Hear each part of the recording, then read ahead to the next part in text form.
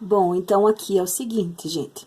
Esse exercício aqui, eu não solicitei como tarefa. Esse exercício, ele é a continuação daquele que eu fiz na última aula, na sexta-feira, tá? Então, esse exercício aqui, ele tá falando sobre encontrar o valor de entalpia, mas baseando-se na lei de Hess. Esse método aqui é diferente daquele que eu postei agora há pouquinho para vocês nesse roteiro. Aquele anterior nós fizemos utilizando o valor de formação de cada substância. Esse aqui não, esse aqui a gente tem uma equação, né, que já aparece aqui para nós, e ela tem um valor de entalpia desconhecido. Nós não sabemos o valor de entalpia desta reação. Porém, ele te dá outras equações parecidas, né, com as mesmas substâncias que você tem o valor de entalpia para se basear. Então, neste caso aqui, não é difícil de fazer, porque nós vamos utilizar só os valores que já aparecem aqui, tá? Não precisa ter o valor de cada substância para determinar, né? Ele é o exercício, a letra B, do exercício número 4, lá da página 23, tá? Então, nesse caso, como que funciona? Nós vamos observar aqui a nossa equação. Primeira coisa, o que nós temos aqui? Carbono e 2H2, 2 de gás hidrogênio, mais 1,5 de oxigênio, formando o metanol, que é esse CH3OH aqui, tá? Na primeira equação que ele me deu para seguir como base, eu tenho aqui um carbono e um oxigênio, formando gás carbônico, tá? Então, eu tenho aqui uma possibilidade, né, de utilizar, porque eu tenho o mesmo carbono aqui e aqui, tá?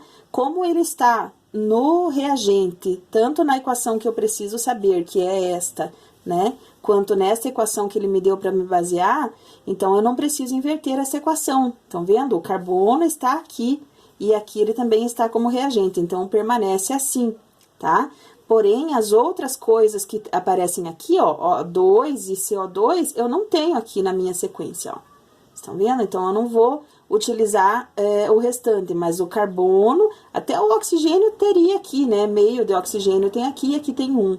Então, até daria. Mas o meu principal que eu tô observando aqui é o carbono. Tem aqui, e os dois estão no mesmo lado da equação, no lado dos reagentes, tá? A segunda equaçãozinha que tem ali, ela me mostra ali 2H2 mais O2 formando H2O, água, né? Eu tenho 2H2 aqui na minha equação e eu tenho 2H2 aqui também. Então, também estão ambos do lado dos reagentes. Eu sei disso porque eles estão antes da seta, ó. Aqui antes da seta e aqui também. Então, os dois estão do lado do reagente. Então, esta equação eu também não precisarei inverter. Não precisa inverter essa equação, porque ela tem nos mesmos lugares as moléculas que eu preciso, tá? Formando H2O, que é a água, que também está aqui, no caso, no produto, mas lá na minha não faz diferença, porque o que eu preciso é o metanol, tá? E a terceira equação que aparece aqui para servir como base, ela traz o CH3OH, o metanol, aqui no reagente, formando 3 meios de O2, né? Mais 3 meios de O2, formando gás carbônico e água. O que mais me interessa em tudo isso aqui, que eu ainda não encontrei nas outras duas equações, é esse CH3 aqui, ó, CH3OH, que é o metanol. Esse metanol não apareceu nem na 1 e nem na 2, e eu preciso dele, porque ele está aqui na minha equação que eu preciso descobrir a entalpia, tá? Neste caso aqui, ele está na minha equação no produto, e aqui ele está no reagente. Então, o que eu vou precisar fazer? Vou precisar inverter esta equação aqui, esta última, tá? Então, as outras duas permanecem iguais, e essa aqui eu faço a inversão dela. Então, ela ficaria, como que ela ficaria invertida, né? Ó, você tem ali, ó, CO2, H2O, que estão nos produtos. Aqui eles viriam para os reagentes, então, eu inverteria ela ficaria assim, ó, CO2 mais H2O né, que são as duas coisas que estão aqui depois da setinha, viriam para antes, reagindo e formando, né, o CH3OH, que é o metanol que eu preciso aqui, mais os 3 meios de oxigênio que estão ali, 3 meios de O2, tá? Então, essa daqui eu inverti. Como ela foi invertida, o valor dela também vai ser invertido. Ali você tinha menos 726, aqui ele vai ser mais 726, tá?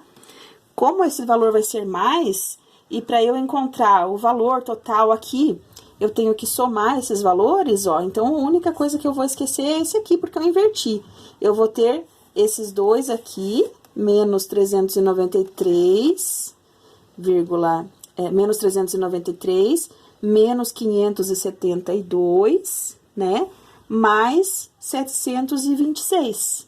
O valor da variação de entalpia, né, desta equação minha, seria, então, igual a menos 239 quilojoules, tá? Então, de onde que saiu esse valor aqui mesmo? Só somei aquilo lá, ó, menos 393, tá? Eu tinha isso aqui, né?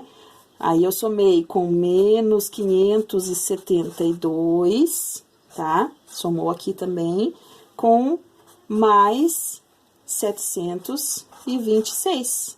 Somei esses 3 valores aqui e cheguei nesse 239 negativo, tá?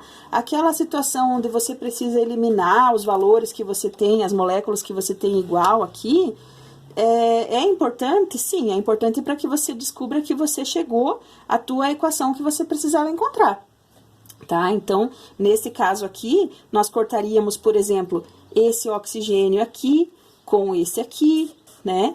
Este CO2 que está aqui, eu cortaria com este aqui, tá? No caso, com esse aqui da molécula, né? Porque dessa reação, porque a gente inverteu ela, né? Então, cortaria com esse aqui, tá? Cortaria esses valores que estão se repetindo e inverteria o valor. Então, é só esse é o fator principal, né? Inverter a equação que você precisa inverter.